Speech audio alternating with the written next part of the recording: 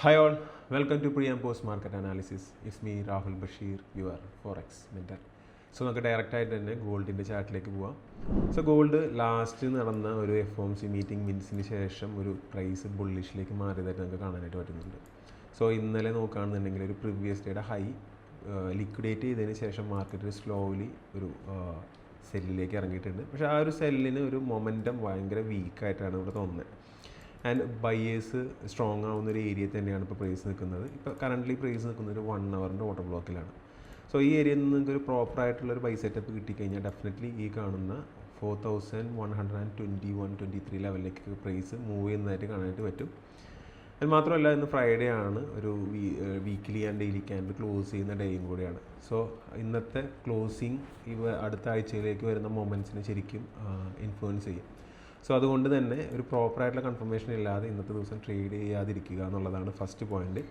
And ഇനി ഒരു by areas നമുക്ക് നോക്കിക്കഴിഞ്ഞാൽ ഇപ്പോൾ നിൽക്കുന്ന ഒരു ഏരിയ ബ്രേക്ക് ചെയ്ത് കഴിഞ്ഞാൽ ഇവിടെ അന്ന് FOMC മീറ്റിംഗ് മിനിറ്റ്സിന് മുമ്പായിട്ട് ഒരു 4 ഹവറിൻ്റെ തന്നെ ഒരു ലാർജ് ആയിട്ടുള്ള ഒരു ലിക്വിഡിറ്റി കളക്ഷൻസ് നമുക്ക് ഇവിടെ കാണാനായിട്ട് പറ്റും. സോ ആ ഏരിയയിലെ ഒരു വിക്ക് നമുക്കിവിടെ ഒരു ഡിമാൻഡായിട്ട് ആക്ട് ചെയ്യും. സോ ആ ഡിമാൻഡ് പ്രൈസിലേക്ക് എഗെയിൻ പ്രൈസ് വരികയാണെന്നുണ്ടെങ്കിൽ ഡെഫിനറ്റ്ലി ഒരു ലോങ് ടൈമിലേക്ക് തന്നെ പ്രൈസ് ഹോൾഡ് ചെയ്യാവുന്നതാണ്. സോ നമ്മളെ ലോങ് ടൈം ടാർഗറ്റ് എന്ന് പറയുന്നത് 4206 ആണ് ലോങ് ടൈം ടാർഗറ്റ്. സോ ആ ലെവൽ വരെ നിങ്ങൾക്ക് ബൈ തന്നെ ഫോക്കസ് ചെയ്യാവുന്നതാണ്.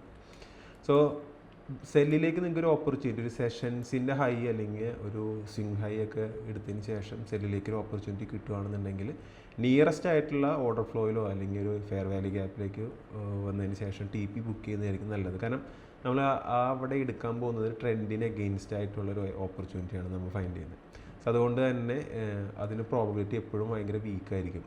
സോ നിങ്ങൾ ഒരു പ്രോ ട്രെൻഡിൽ എടുക്കുന്ന ട്രേഡ് ഒരു 1% ആണ് റിസ്ക് ചെയ്യുന്നതെങ്കിൽ നിങ്ങളൊരു കൗണ്ടർ ട്രെൻഡ് എടുക്കുന്ന ട്രേഡ് ആ പ്രോ ട്രെൻഡ് എടുക്കുന്നതിനേക്കാളും പകുതി മാത്രമേ ഇവിടെ എടുക്കാൻ പാടുള്ളൂ. അതായത് 0.5% മാത്രമേ എടുക്കാൻ പാടുള്ളൂ. എന്നാൽ മാത്രമാണ് നമുക്ക് ഒരു ലോങ് ടൈമിലേക്ക് പ്രോഫിറ്റബിളായിട്ട് സസ്റ്റെയിൻ ചെയ്യാനായിട്ട് പറ്റുള്ളൂ. പിന്നെ എല്ലാവരും കോമൺലി വരുത്തുന്നൊരു മിസ്റ്റേക്കാണ് ഡെയിലി ചവർ പോലെ എൻട്രീസ് എടുക്കുക, 10-20 എൻട്രീസ് ഒക്കെ എടുക്കുക. സോ ആദ്യത്തെ ട്രേഡിലൊക്കെ അവർക്ക് നല്ല പ്രോഫിറ്റ് ജനറേറ്റ് ആയിട്ടുണ്ടാവും. പിന്നെ അവരുടെ ഓവർ ട്രേഡിങ് കാരണം കൊണ്ട് ആ ട്രേഡിലെ പ്രോഫിറ്റും പോയി, പിന്നെ അക്കൗണ്ട് തന്നെ ലിക്വിഡേറ്റ് ആവുന്ന അവസ്ഥയിലേക്കൊക്കെ മാറും. സോ അത് അവോയ്ഡ് ചെയ്യാനായിട്ട് മാക്സിമം ശ്രമിക്കുക. അത് ചെയ്താൽ തന്നെ നമ്മുടെ അക്കൗണ്ട് പ്രൊട്ടക്റ്റ് ചെയ്യാനായിട്ട് നമുക്ക് കൂടുതൽ സാധിക്കും. എപ്പോഴും ഒരു പ്രോ ട്രെൻഡ് ഡയറക്ഷനിൽ മാത്രം എൻട്രി എടുക്കുന്നതായിരിക്കും ബെറ്റർ. സോ നമുക്കിനി യൂറോ യൂസിലേക്ക് പോവാം. സോ യൂറോ യൂസ് നോക്കുകയാണെന്നുണ്ടെങ്കിൽ നല്ല ഹെൽത്തി ആയിട്ടുള്ളൊരു പുഷാണ് മുകളിലേക്ക് തന്നേക്കുന്നത്. സോ ഇനി പ്രൈസ് ഈ ഒരു ലെവലിലേക്ക് വന്ന എഗെയിൻ ബൈ ഓപ്പർച്യൂണിറ്റിനെ നോക്കാവുന്നതാണ്. ഇപ്പോൾ നോക്കുകയാണെന്നുണ്ടെങ്കിൽ ഒരു ഡെയിലി ലെവലിൽ തന്നെ ഒരു ലാർജസ്റ്റ് ആയിട്ടുള്ള ഒരു ഫെയർ വാല്യൂ ഗ്യാപ്പിൽ നിന്നുള്ള ഒരു റീട്രേസ്മെൻ്റ് ആണ് ഇപ്പോൾ കാണാനായിട്ട് സാധിക്കുന്നത്. സോ ഇപ്പോൾ ഒരു 1% ലെവലിൽ നിന്നാണ് റീട്രേസ്മെൻറ്റ് കിട്ടിയേക്കുന്നത്. അറ്റ്ലീസ്റ്റ് നമുക്ക് ഈ കാണുന്ന ഒരു ഫെയർ വാല്യൂ ഗ്യാപ്പിൻ്റെ 50% ലെവലിലെങ്കിലും ഒരു 1 ഹവറിൻ്റെ റിജക്ഷൻ കിട്ടുകയാണെന്നുണ്ടെങ്കിൽ ഡെഫിനറ്റ്ലി നിങ്ങൾക്ക് സെല്ലിലേക്ക് തന്നെ പ്ലാൻ ചെയ്യാം. പക്ഷേ ആ സെല്ല് നിങ്ങൾക്ക് ഈ ഒരു ലോ വരെ ടാർഗറ്റ് ചെയ്യുന്നത് മണ്ടത്തരായിരിക്കും. ഏറ്റവും ബെസ്റ്റ് നിങ്ങൾക്ക് ഈ കാണുന്ന ഡെയിലി ബേസിലുള്ള ഒരു ഫെയർ വാല്യൂ ഗ്യാപ്പ് ഉണ്ട്, ആ ഏരിയയിലേക്ക് ഫോക്കസ് ചെയ്യുന്നതായിരിക്കും ബെറ്റർ. സോ ഇനി ഇവിടെ നിന്ന് പ്രൈസ് കണ്ടിന്യൂ ചെയ്ത് പോകുകയാണെന്നുണ്ടെങ്കിൽ നമുക്ക് ഡെയിലി ലെവലിൽ തന്നെ ഹയസ്റ്റ് ആയിട്ടുള്ള ലിക്വിഡിറ്റി സിറ്റ് ചെയ്യുന്നൊരു പോയിൻ്റാണ് 1.1623 എന്ന് പറഞ്ഞ ലെവൽ. സോ ആ ഏരിയയിലേക്ക് പ്രൈസ് വന്ന ഒരു സെൽ ടെൻഡൻസി കാണിച്ച് കഴിഞ്ഞാൽ നിങ്ങൾക്ക് സെൽ എടുക്കാം.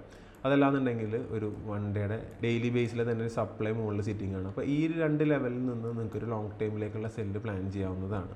ഇപ്പോൾ നേരത്തെ പറഞ്ഞ പോലെ തന്നെ ഗോൾഡിൽ നമുക്ക് ലോങ് ടൈം വ്യൂ എന്ന് പറയുന്നത്, അതായത് കറണ്ട് ബയാസ് എന്ന് പറയുന്നത് സെൽ ഓപ്പർച്യൂണിറ്റി തന്നെയാണ്. പക്ഷേ ഒരു ലിക്വിഡിറ്റി എടുത്തതിന് ശേഷം മാത്രമായിരിക്കും മാർക്കറ്റ് ആക്ച്വൽ ഡയറക്ഷനിലേക്ക് മൂവ് ചെയ്യുന്നത്. അപ്പോൾ ആ ഒരു ലിക്വിഡിറ്റി കളക്ഷൻ വരെ വെയിറ്റ് ചെയ്യേണ്ട ഒരാവശ്യം നമുക്ക് കൂടി ഉണ്ട്. സോ അതുകൊണ്ടാണ് നമ്മളിപ്പോൾ ഗോൾഡിലായാലും യൂറോ യൂസിലായാലും ഒരു ബൈ ഓപ്പർച്യൂണിറ്റി നോക്കുന്നത്. So that's it my view on euro USD and gold. So ഇതിൻ്റെ ഒരു അപ്ഡേറ്റഡ് വീഡിയോ ആയിട്ട് നമുക്ക് വീണ്ടും കാണാം. Thank you so much for watching. Have A nice day.